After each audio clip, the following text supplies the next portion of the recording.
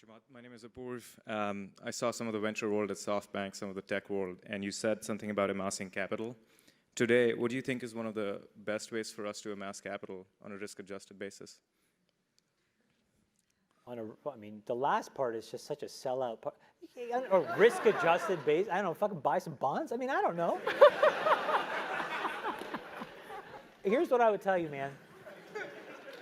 I think if you ask me who's building the most important indelible company in the world, I've been very public about this, I think it's Jeff Bezos. Part of what he realized was the value of slow compounding. So here's my little theory about company value creation. The faster you build it, that is the half-life. It will get destroyed in the same amount of time. And so when you think about a lot of like social businesses, that's played out. And when you see sort of like what the top, so like, you know, does it take 8, 9, 10 years to build a really great consumer business? It'll take 8, 9, 10, 12 years to destroy it. And we may see the tipping point on a couple of these businesses. Right now, we may be seeing it in front of our eyes, regulatory or otherwise. So why is that an important statement? Amassing capital, to me, is about finding a smart, useful solution to a very hard, practical problem and being slow and methodical. And again, this is what I'm saying. You have to rewire your brain for that to be okay. How do you, in year 2 or year 5, come back to this room for your, what is it called when you get reunion? And say, I'm still working on the same thing. And when somebody says, and how's it going? You have the courage to say, it's hard. I haven't figured it out yet. I don't know.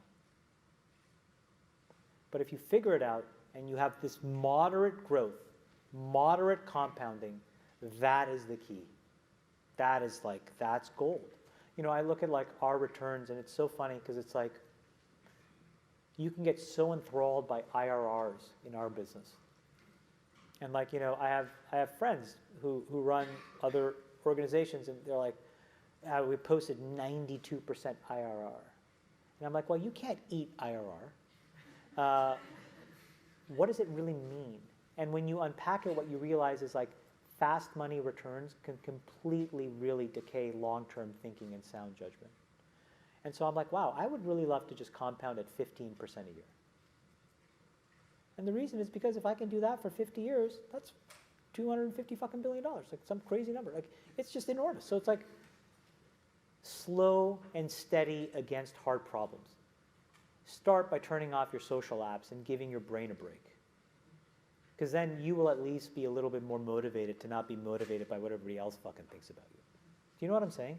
It's hard. Think about how all this stuff plays together. How does trying to get, you know, posting your fucking waffles online relate to me starting a business and accumulating capital?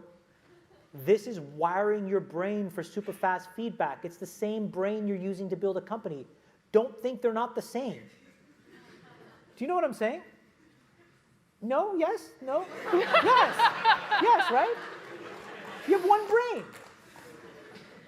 So you're training your brain here, whether you think it or not, whether you know it or not, whether you acknowledge it or not. Acknowledge that these things where you're spending hours a day are rewiring your psychology and physiology in a way that now you have to use to go and figure out how to be productive in the commercial world.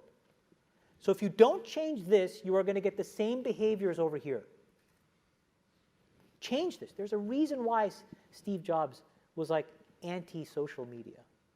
I am telling you I'm not on these fucking apps. I'm not him by any stretch of the imagination. But I am proactively trying to rewire my brain chemistry to not be short-term focused. I'm telling you they're linked.